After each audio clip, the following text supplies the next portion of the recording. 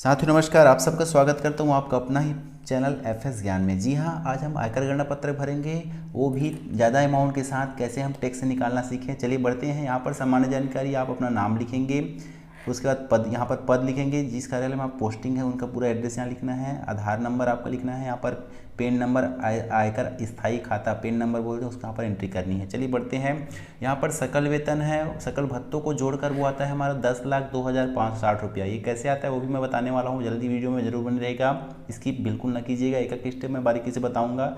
उसके बाद देखेंगे यहाँ पर हमारा जो गृह भाड़ा भत्ता है ना, पहला पॉइंट है वास्तविक गृह भाड़ा भत्ता, अगर है उसको आप लिखेंगे, यहाँ पर नहीं है तो अधिकतर ये निरंक रहता है, डेस करते जाइएगा, ठीक है। उसके बाद हम बढ़ते हैं, अन्य भत्ता है वो भी नहीं आता, तो यहाँ पर तीनों का योग यहाँ डेस करिएगा, ठीक है। चलिए बढ़ते हैं। तो अन्य भत्ते हैं, यहाँ पर देखिएगा एक विशेष पॉइंट है, दूसरा सब पॉइंट है मानक कटौती। जी हाँ, तो इसमें 50,000 तक को रिबेट मिलती है, छूट मिलती है, उसको यहाँ पर एंट्री करेंगे, ठीक है। इस प्रकार इन अबसदा को जोड़ेंगे, यहाँ पर पॉइंट बसदा यहाँ पर लिखा गया है, उनको जोड़ेंगे तो टोटल 50,000 है, यहाँ पर एंट्री करेंगे, ठीक है, योग को। तो इसके बाद तीसरा जो हमारा पॉइंट है कि वेतन से कुल आय है ना, तो हमारा 10,02,560 में से माइनस करेंगे क्या, 50,000 को, यहाँ पर लिखा गया जैसे फार्मूला, जैसे यही मान लो फार्मूला है 1 - 2 मतलब ये करना है, तो ये आ गया 9,52,560 रुपया। आगे बढ़ते हैं।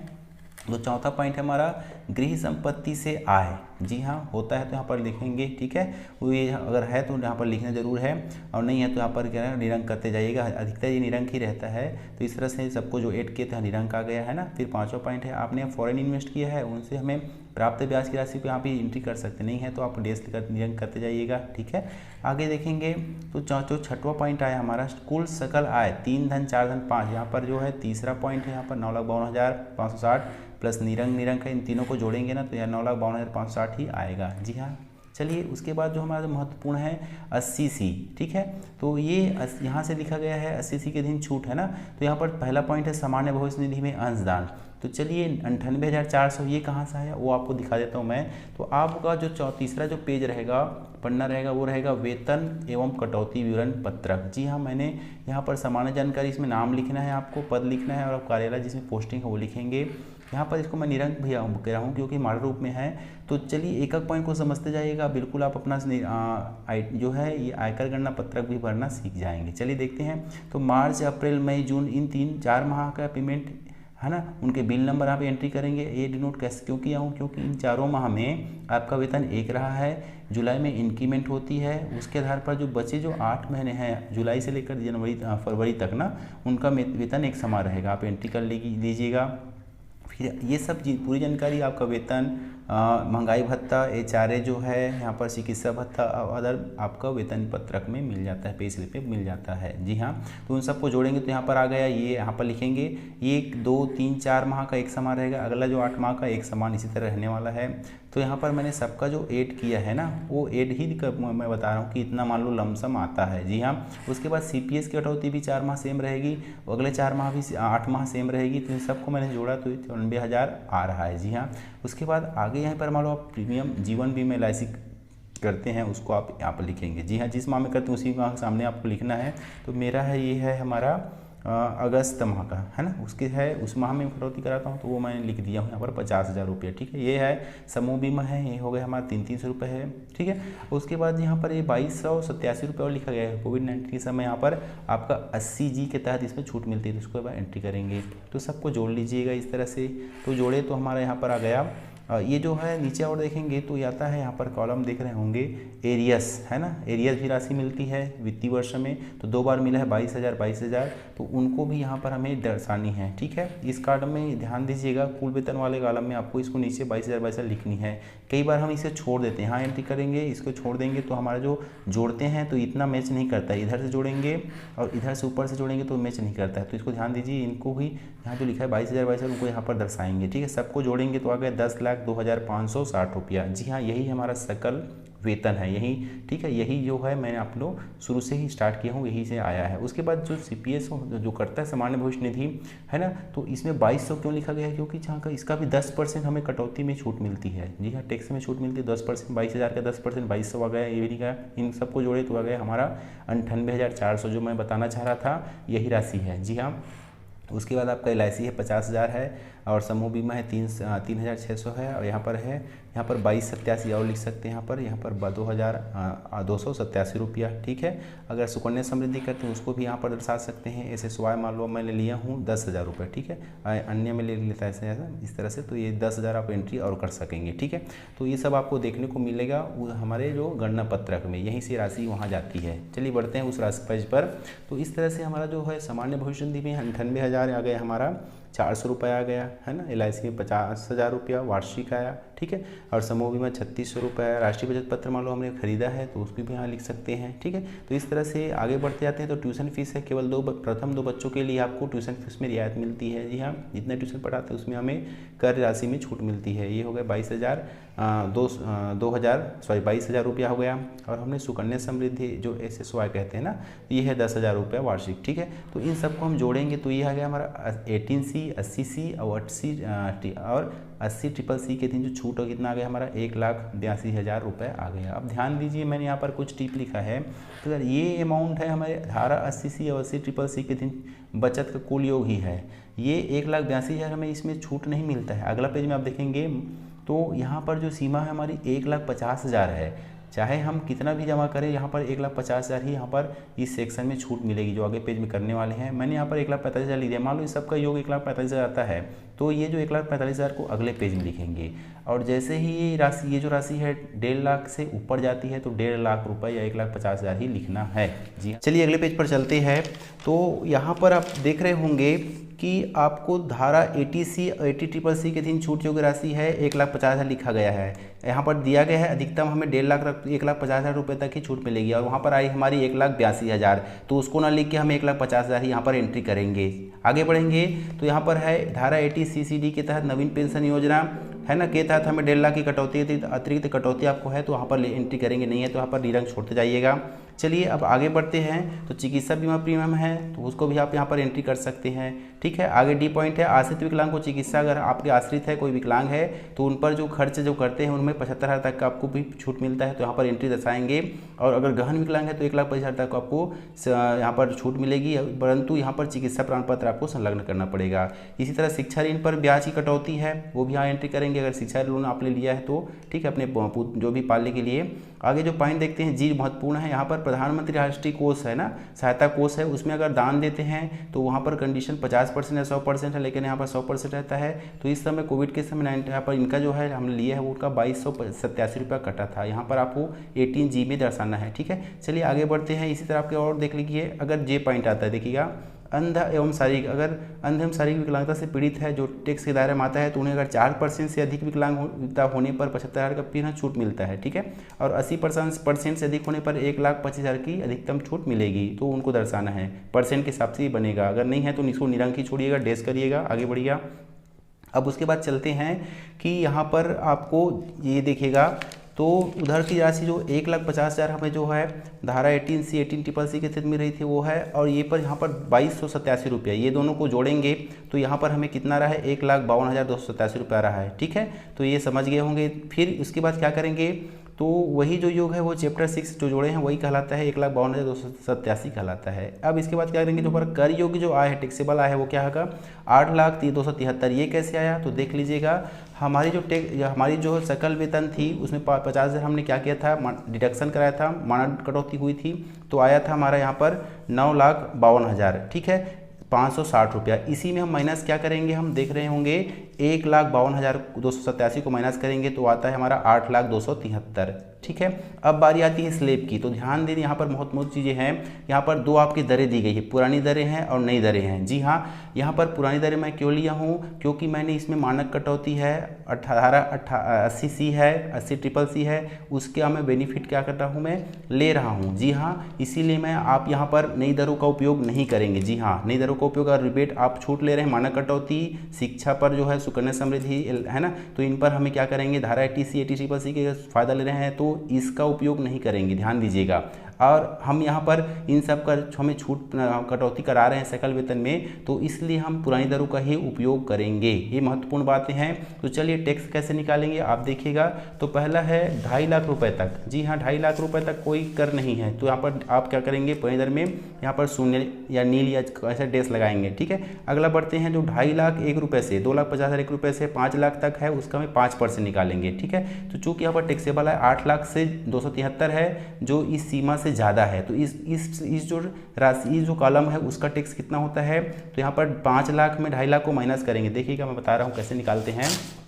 तो यहाँ पर हम करेंगे कि 5 लाख में से 2.5 लाख को माइनस करेंगे तो आ गए हमारा 2.5 लाख ही आएगा। ठीक है, अब उस 2.5 लाख का हमें क्या निकालना है, 5% निकालना है। जी हाँ, तो परसेंट को 2 जीरो से ऐसा काट देंगे और यहाँ पर 5 शून्य शून्य 5 शून्य शून्य और 25 पंचे 125, मतलब 12,500 रुपया ये आ गया। आप देख रहे होंगे यहाँ पर एंट्री किया है 12,500 रुपये। ठीक है, अब आगे बढ़ते हैं। तो 5 लाख 1 रुपये से 7,50,000 तक हमें 20% टैक्स है। ठीक है, फिर भी हमारा टैक्सेबल है कितना है, 8 लाख है, मतलब ये भी स्लैब का हमें टैक्स पटाना है। वो कैसे निकालेंगे, तो 7,50,000 में माइनस करेंगे 5 लाख को, तो भी कितना आ गया हमारा 2.5 लाख। ठीक है, देखिएगा ये निकाल के बता रहा हूँ आपको, ये भी 2.5 लाख आ रहा है घटाने से इस तरह से। अब इसका हमें क्या निकालना पड़ेगा, 20%। ठीक है, तो परसेंट को 2 जीरो से मैंने काटा, तो यहाँ पर यहाँ 3 जीरो लगा दिए और 25 दूनी हो गए हमारा 50,000। तो इस तरह से 50,000 ये टैक्स बन रहा है, आप देख रहे होंगे ये वाला कॉलम में। हाँ, फिर आगे बढ़ते हैं। तो 7 लाख यहाँ से हो गया 7,50,000 1 रुपये से 10 लाख तक हमारा जो 20% फिर टैक्स पटना है। लेकिन हमारी जो यहाँ पर 10 लाख कहाँ से बढ़ रही है, यहाँ पर हमारा जो टैक्सेबल आया है कर योग्य है वो 8,273 है। ठीक है, तो 8,273 में माइनस करेंगे क्या हम, 7,50,000 को और उसका 20% निकालेंगे। तो चलिए देखेंगे कैसे निकालें इसको। तो हम यहाँ पर करेंगे कि 8,273 में हम माइनस करेंगे 7,50,000 को। ठीक है, अब जो अंतर आएगा उसका भी क्या निकालना है, हमें 20% निकालना है। ठीक है, तो ये हो गया 0, ये हो गया 5, यानी 50,273 रुपये का हमें निकालना है 20%। ठीक है, अब इस 20% को गुना करेंगे और परसेंट क्लिक करने से कैलकुलेटर में हमें आता है कितनी राशि आ रही है, हमें 10,054 रुपया। ठीक है, इनको सॉल्व करने से कितना आता है, 10,054 रुपये। ठीक, तो इनको यहाँ पर हम एंट्री करेंगे। चलिए ये हो गई एंट्री। अब यहाँ तक इस स्लैब का उपयोग नहीं, इसका हमें उपयोग नहीं करना है क्योंकि यहाँ तक हमारी टैक्सेबल है ही नहीं ना। ठीक है, यहीं तक हमारा क्लोज हो जाता है। इन सबको जो देखिए गए कि यहाँ पर जो दूसरा स्लैब है वो है 60 वर्ष से अधिक और 80 वर्ष से कम के लिए है, तो इसका तो हमें अपनी उम्र के अनुसार है ना, अपनी एज के अनुसार इनका उपयोग 60 वर्ष तक करेंगे और 60 से 80 वर्ष है हमारी आयु, तो इस स्लैब का उपयोग करेंगे। ठीक है, ये मॉडल रूप है, दोनों में से आप किस एज में आते हैं वो आपके ऊपर निर्भर करता है, आपके एज पर निर्भर करता है। अब आगे बढ़ेंगे तो यहाँ पर जो हमारे कुल आयकर होता है वो है, दोनों को जोड़ेंगे। जी हाँ, देखिएगा तीनों को जोड़ेंगे। यहाँ 0 आया था, नील लिखा मैंने, ये इनको जोड़ेंगे तो कितना हो रहा है, ये 72,554 रुपया। क्लियर है, चलिए अब आगे देखते हैं। यहाँ पर 11 पॉइंट है हमारा, घटाइए कैसे। ऐसे करदाता जिनकी आय 5 लाख रुपए तक, मैं टिप रख के लिखा है, देखिएगा कि जिनकी आय टैक्सेबल आय कर योग्य आय है 5 लाख रुपए है, उन्हें 12,500 की छूट देगी। लेकिन हमारा जो टैक्सेबल आय है कर योग्य जो आय है कितना है हमारा, 8,273 है। ठीक है, तो 5 लाख से अधिक है ना तो हमें छूट नहीं मिलेगी। ठीक, उसको हमें 0 लिखना है, निरंक लिखना है, तो देय आयकर हो जाएगी हमारी 72,554 में हमें कुछ नहीं माइनस करना, मतलब सेम आ जाएगा, इतना आएगा। अब उसके बाद देखिएगा स्वास्थ्य और शिक्षा अधिभार 4% है, तो हमें 72,554 का 4% निकालेंगे, तो 4% कितना आ रहा है हमारा, 2,902 रुपये आ रहा है। ठीक है, अब उसके बाद चौथा जो है कुल देय आयकर, तो इसमें हम 72,554 और 2,902 रुपये को जोड़ देंगे, तो कितना हो रहा है देखिएगा, 75,456 ही हो रहा है। ठीक, अब यहाँ पर 15 जो पॉइंट है हमारा धारा 89A के तहत रिलीफ है, तो ध्यान दीजिए धारा 89A क्या होता है, अगर हमें पिछले वित्तीय वर्ष का जो पेमेंट पेंडिंग रहा है वो इस वित्तीय वर्ष में मिल रहा है, तो इस वित्तीय वर्ष में शामिल होने पर हमारी सकल आय बढ़ जाएगी, है ना, सकल जो है वार्षिक वेतन जो है बढ़ जाएगा। ठीक है, लेकिन वो पैसा था पिछले वित्तीय वर्ष था, तो उसमें हमें क्या किया है, रिलीफ दिया गया है, हमारा टैक्स बहुत बढ़ जाएगा। तो अगर ऐसा है तो यहाँ पर उस राशि के जो है उनको एंट्री करेंगे, नहीं तो अगर हमारा जो इनकम रेगुलर हर महीने हमें पेमेंट हो रहा है तो ये हमारा कॉलम निरंक रहेगा। क्लियर है, चलिए अब देखते हैं कि शुद्ध देय आयकर या शुद्ध आयकर की राशि क्या होने वाली है। तो 75,456 में है ना माइनस करेंगे, यहाँ के जो नील है तो 0 हो गया। ठीक है, तो सेम राशि आनी है, 75,456 रुपये आनी है। ठीक है, अब होता क्या है कि यहाँ पर देखेंगे आयकर की अग्रिम कटौती, चूँकि मुझे 75,456 रुपये एक ही महीने में अपना मान लो सैलरी कटवाता हूँ आयकर के रूप में, तो मुझे दिक्कत होगी, ठीक है, अपने खर्चों के लिए, ठीक है। तो क्या करते हैं हम ऐसी स्थिति में कि हमें पता होता है कि हमें टैक्स पटाना है, तो हम यहाँ पर मैं कुछ महीने 4,000 5,000 अपने हिसाब से हर महीने आयकर की अग्रिम भुगतान चालू कर देता हूँ। तो यहाँ पर मैं आयकर की अग्रिम कटौती जनवरी 2022 तक कितनी राशि हो चुकी है वो लिखा हूँ। मान लो मैं प्रति माह 4,000 के रुपये से 11 महीने कटवा चुका हूँ, तो वो टोटल राशि आप यहाँ एंट्री करेंगे 44,000, जैसे 4,000 रुपया प्रति माह की दर से 11 माह का 44,000 हो गया, ठीक है। तो जो इस राशि में 75,456 में 44,000 को माइनस करने पर जो बचता है उसे हमें शेष आयकर की राशि कितनी बचेगी, 31,456 रुपये, ठीक है। इसे मैं कटवाऊँगा, जी हाँ, ठीक है। मुझे टैक्स उस वित्तीय वर्ष में इतना टैक्स पटाना था, लेकिन अग्रिम कटौती मैंने करा चुकी है, 44,000 रुपये कटा चुकी है, तो बची राशि कितनी है, 33,456 रुपया। इसे जिसकी कटौती माह में फरवरी 2022 में करके वेतन में किया जाना है, ऐसा आप स्वीकृति देंगे। और यहाँ पर आप आयकर दाता हैं, आप यहाँ पर साइन करेंगे, वचन पत्र में भी यहाँ पर साइन करेंगे, ठीक है। चलिए, जो महत्वपूर्ण भाग है वो है हमारा फॉर्म 16 कैसे फिलअप करें वो देखते हैं। तो चलिए, फॉर्म 16 जो है यहाँ पर सामान्य जानकारी है। यहाँ पर आपके जो नियोक्ता है उनके नाम लिखेंगे, एड्रेस लिखेंगे, ठीक है, पता लिखेंगे। यहाँ पर आप अपना नाम लिखना है, यहाँ पर आपका जो कार्यालय का वो पता है पूरा कंप्लीट करना है। फिर यहाँ पर आपके पेन नंबर ऑफ डायरेक्टर, मतलब डीडीओ का जो आप जहाँ से वेतन आपको आहरित होता है वहाँ का आपको डीडीओ का पेन नंबर, टेन नंबर, और यहाँ पर एम्प्लॉयर जो एम्प्लॉई हैं, आप एम्प्लॉई हैं तो आपका आधार, यहाँ पर पेन नंबर यहाँ पर एंट्री करेंगे। यहाँ पर है आधार नंबर आपका ही एंट्री होने वाला है, ठीक है। तो चलिए बढ़ते हैं। अब जो है हमारा इस फॉर्म 16 को कैसे भरे, बहुत सावधानी से भरना है, ठीक है। तो इसके बहुत यही हमें वापस रिटर्न मिलता है, ठीक है। इसी के आधार पर हम ITR फाइल करते हैं, जी ध्यान दीजिएगा। तो यहाँ पर हमारे जो salary as per provision contain है, जो कितने को हमारा जो सकल वेतन था 10,02,560 रुपये था, ठीक है। इस तरह से मैंने लिख दिया। ये यहाँ पर आगे डेस लगाते जाएंगे। टोटल जो होता है हमारा क्या 10,02,560 रुपये होता है। यहाँ पर हमारा जो सेकंड पॉइंट है वो है less allowance to the extend amplitude under section 10, अगर है तो यहाँ पर लिखेंगे, नहीं है तो यहाँ पर निरंक करते हुए आगे बढ़ेंगे। उसके बाद तो तीसरा पॉइंट है बैलेंस, जी हाँ देख रहे होंगे 1 - 2, यहाँ पर तो 1 हमारा जो हेड है वो क्या है, हमारा ग्लास सैलरी का है 10,02,560 में के माइनस करेंगे 2 जहाँ पर निरंक है तो इतना ही आना है, ठीक है। ये हो गया। अब उसके बाद देखते हैं, अगर हम चूँकि हमारी पुरानी जो हमने दरें उपयोग की हैं, इसलिए हमें क्या है, इसमें क्या है फ़ायदा मिलने वाला। तो इस राशि को 50,000 मानक कटौती है, जो स्टैंडर्ड डिडक्शन है उसको यहाँ पर एंट्री करेंगे, ठीक है। उसके बाद देखते हैं एंटरटेनमेंट अलाउंस अगर होता है तो लिखेंगे, नहीं तो अधिकतर निरंक रहने वाला है। Total amount of deduction of, यहाँ पर हम तीनों को जोड़ देंगे, 4A 4B 4C को तो आता है 50,000 ही आने वाला, ठीक। चलिए, छठवां जो पॉइंट है हमारा कि income chargeable under the head salaries 3 - 5 करना है। तो यहाँ पर हमारे जो 10,02,560 रुपये में माइनस करेंगे 50,000 को, तो आ गया 9,52,560 रुपया, ठीक है। आगे बढ़ते हैं। तो अगर हमारा जो एनी अदर इनकम और सोर्सेज हैं उनको भी यहाँ पर क्या करेंगे, एंट्री करने वाले हैं, ठीक। अगर नहीं है तो आप निरंक छोड़िएगा, अदर सोर्स नहीं दिखाना है। टोटल अदर इनकम यहाँ पर निरंक रखेंगे, तो जो ग्रास टोटल है हम ना, तो वो हो गया हमारा इनकम 6 + 7, मतलब ये 9,52,560, और यहाँ पर जीरो है ना, उसको जोड़ेंगे तो 9,52,560 आने वाला है, ठीक है। तो चलिए अब बढ़ते हैं, जो सेकंड पोर्शन भाग होने वाला इसी फॉर्म 16 का, वो है इस तरह से, जो वहाँ पर हमने फॉर्म जो पहले पृष्ठ का पेज नंबर का देखे, उन्हीं सब जानकारी को हम सबमिट करना होता है। तो देखिएगा, डिडक्शन अंडर चैप्टर 6A, ये तो सेक्शन 80C के तहत हमने सामान्य भविष्य निधि अंकित किया है 98,400 रुपये, ठीक है। देख रहे होंगे, जैसे ला देता हूँ पेज वाला, यही पेज का जो वहाँ पर एंट्री दिखता है ना, ये CPA है सामान्य भविष्य निधि में 98,400 रुपया, ठीक है। LIC का मैं लिखूँगा यहाँ पर अगर हमारा जो समूह बीमा होता है 3600 रुपये, उनको भी एंट्री करना है, ठीक है। आगे ट्यूशन फीस है वो भी एंट्री करना है, यहाँ पर सुकन्या समृद्धि वो भी एंट्री करना है, तो वही सब एंट्री यहाँ पर दिखता है, ठीक। चलिए देखिए, लिखा गया है सामान्य भविष्य निधि में 98,400 रुपये, LIC में 50,000 रुपया, 3600 रुपया समूह बीमा का, ट्यूशन फीस का 22,000, ठीक। सुकन्या समृद्धि 10,000, इन सबको हम जोड़ेंगे तो यहाँ पर जो ग्रास अमाउंट होता है हमारा कितना होगा, जोड़ने से 1,82,000 हो गया, है ना।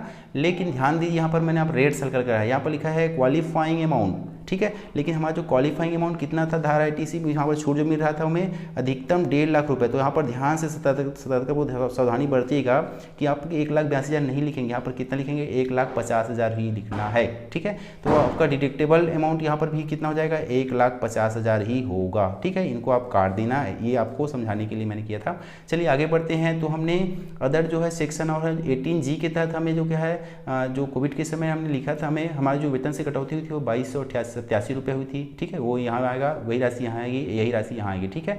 तो इस तरह से हम देखते हैं कि चैप्टर 6A में जो एग्रीगेटेबल डिक्लेरेड अमाउंट आया था, है ना, अर्थात 1,50,000 रुपये और 2287 को दोनों को जोड़े थे तो 1,52,287 आया। ठीक है, चलिए आगे बढ़ते हैं। तो ये हो गया टोटल जो इनकम आया हमारा। ठीक है, टोटल इनकम कितना हुआ था, तो हमने करा था कि 9,52,000 में देखते हो, एक बार देख लीजिए यहाँ पर हम 9,52,000 आप हमारा जो सकल वेतन बना था, देखिएगा मैं दिखा रहा हूँ आपको, ये वाला है 9,52,560 रुपये आया था, उनमें माइनस करेंगे, क्या माइनस हुआ था हमारा 1,52,287 को, है ना, तो वही जो हमारा क्या था कर योग्य है 8,02,073 रुपये आया था। जी हाँ, तो इस तरह से हमारा जो टैक्स एंड टोटल इनकम जो हम निकाले थे कितना था 72,554, इनको यहाँ पर एंट्री करेंगे। ठीक है, और रिबेट तो मिलने वाली नहीं है, ठीक है ना, क्योंकि हमारा जो है टैक्सेबल है 5 लाख से ज़्यादा है, तो हमें रिबेट 12,500 रुपये नहीं मिलना है, यहाँ पर निरंक करिएगा। आगे बढ़ेंगे तो balance and tax and total income. ठीक है, तो यहाँ पर 52,554 में हम घटाएंगे नील को, तो इतना ही ना, सॉरी 72,554 में घटाएंगे, नहीं कुछ नहीं घटाना है, तो 72,554 ही आएगा। ठीक है, यहाँ पर ध्यान दीजिएगा सरचार्ज। जी हाँ, सरचार्ज होता क्या है वो भी देख लेंगे कि हमारी जो आय है ना बहुत ज़्यादा है। ठीक है, मान लो 50 लाख जो सामने ना 50 लाख से 1 करोड़ ऐसा कुछ है, इनकी क्राइटेरिया आय ज़्यादा है, तो यहाँ पर हमें क्या करना पड़ता है और टैक्स पे करना पड़ता है। तो वैसा तो नहीं, हमारा इनकम 8 लाख तक ही है। ठीक है, तो इस तरह से यहाँ पर भी निरंक लिखेंगे। फिर हेल्थ एंड एजुकेशन केस में 4% और हमने यहाँ पर निकाला है, तो इसी का 4% निकालेंगे तो 2,902 रुपये आया। ठीक, अब हम इन दोनों को तीनों को जोड़ेंगे, तो यहाँ पर निरंक है तो दोनों को जोड़ देंगे, तो आगे हमारा क्या टैक्स पेबल जो होना है वो है हमारा 75,456 रुपये। ठीक है, यहाँ पर है रिलीफ फंड में है 89 के तहत अगर हमारा कुछ बताया तो वहाँ पेज में वहाँ तो निरंक आया था, यहाँ पे निरंक लिखेंगे। ठीक है, तो इस तरह से टैक्स पेबल हो जाएगा हमारा 75,456 में, यहाँ पर कुछ नहीं माइनस करना है, तो उतना ही राशि 75,456 रुपये आनी है। ठीक है, फिर जो है लेस यहाँ पर देखिए 20वां जो पॉइंट है हमारा जो बी यहाँ पर, तो फर्स्ट आप डिस कर देंगे। दूसरा जो है अगर हमने जो अपनी अग्रिम यहाँ पर है प्री रिक्वेस्ट पर हमने क्या है कि अग्रिम कटौती चालू कर दी थी ना, कि हर महीने 4,000 रुपये मान लो हम लिए थे, तो 11 माह के हिसाब से 44,000 रुपये हो रहा था। उसी राशि को आप जितना आप कटवाते हैं वो लिखे गए। ठीक है, उस राशि को जितना आप कटवा चुके हैं आयकर के रूप में वो राशि यहाँ एंट्री होगी और यो इसी राशि को यहाँ एंट्री करेंगे। ठीक है, तो टैक्स पेबल है ना, ये हो जाएगा हमारा 75,456 रुपये में माइनस करेंगे 44,000 रुपये को, तो आता है 31,456 रुपये। ठीक है, तो चलिए अब देखते हैं कि यहाँ पर ये जो डिटेल्स है इनको ऑफिस में भी भरा जाता है, ऑफिस के थ्रू ही एंट्री होती है, अगर आप करते हैं तो भी ठीक है। तो यहाँ पर TDS की राशि आप लिखेंगे 72,554 रुपया। ठीक है, सरचार्ज तो नहीं है, हमारा जो आया उतना नहीं है ना, तो इनको डेस करेंगे। यहाँ पर हेल्थ है इतना जो है टैक्स आया था वो भी आया, 4% निकाले तो ये हो गया, दोनों को जोड़े हो गया। ये मैंने समझाने के लिखा है कि -44,000 यहाँ लिखना कैसे है। ठीक है, तो ये -44,000 आ जाएगा हमारा जो अग्रिम कटौती कराई है। ठीक है, ऐसा यहाँ पर लिखना नहीं है, लेकिन समझाने के लिए तो हमें टैक्स कितना पड़ाना पड़ेगा 31,456 रुपया। ठीक है, तो इनका यहाँ पर एंट्री दिखा सकते हैं, ये राशि एंट्री यहाँ दिखा सकते हैं, ये इनको 75,456 रुपये को यहाँ दिखा सकते हैं। ठीक है, ये माना बताने के लिए। फिर आगे जैसे बढ़ते हैं, जी हाँ देखिएगा, जैसे बढ़ते हैं तो ये हो गया हमारा यहाँ पर लिखेंगे आपके जो नियोक्ता है उनका नाम लिखना है। ठीक है, उनके जो फादर सन ऑफ किसके, उनके फादर्स नेम, या यहाँ पर लिखेंगे उनके भी क्या डॉटर है तो डॉटर ऑफ नेम लिखेंगे। ठीक है, वो किनकी पुत्री हैं ऐसा उनके फादर नेम ही आएगा। तो इस तरह से यहाँ पर है उनकी जो यहाँ पर डिजिग्नेशन बताएंगे और जितनी राशि आपको कटौती होनी है ना, तो यहाँ पर हमारी जो 75,000 तो होनी थी आयकर के रूप में, लेकिन जब हमने 44,000 अग्रिम कटौती कराई है तो बचा कितना 31,456 रुपये, उसी का आप यहाँ पर एंट्री करेंगे। तो 31,456 रुपया यहाँ पर इंग्लिश में लिखा गया है, इतना आप डिडक्ट कर सकते हैं, करेंगे होगा। ठीक है, यहाँ पर आपके जो है वो अधिकारी है साइन करेंगे, उनका साइन है ना, फुल नेम सब रहेगा। इस तरह से ये हो गया। तो चलिए अब छोटी सी बात और बची हुई है, देखते हैं कि एक है ना, चलिए अपने LIC बीमा की है पॉलिसी है उनकी विवरण यहाँ भरनी है आपको। तो यहाँ पर है जो बीमा पॉलिसी है उनका क्रमांक भरना है, कितनी राशि है, मासिक है तो उसको वार्षिक करेंगे, है ना, अच्छा माही तो वार्षिक बनाएंगे, वार्षिक है तो वार्षिक यहाँ पर एंट्री करेंगे। कैसा भुगतान करते हैं तो स्वयं या चेक के द्वारा यहाँ लिख सकते हैं। सुकन्या समृद्धि योजना है उसकी भी राशि आप मासिक जैसा भी करते हैं टोटल राशि अमाउंट दर्शा सकेंगे इस तरह से। फिर आगे आपने राष्ट्रीय बचत पत्र मान लो लिए हैं, ठीक है, उनमें कोई विवरण यहाँ पर लिख पाएंगे। ठीक है, अगर नहीं है तो यहाँ पर नील करेंगे। ठीक है, पूर्व बचत पत्र की गणना मान लो है तो उसको भी एंट्री दर्शाएंगे, नहीं तो आपको निरंक करना है। और यहाँ पर जो लास्ट में बचता है आपके जो साइन है उनको साइन करना है। तो इस तरह से बहुत ही आसानी से आप अपना आयकर भर सकते हैं। ये मॉडल रूप है। उम्मीद है वीडियो पसंद आया होगा, पसंद आया तो प्लीज़ लाइक कमेंट कीजिएगा। मिलते हैं बेहतरीन वीडियो के साथ, तब तक के लिए जय हिंद जय भारत।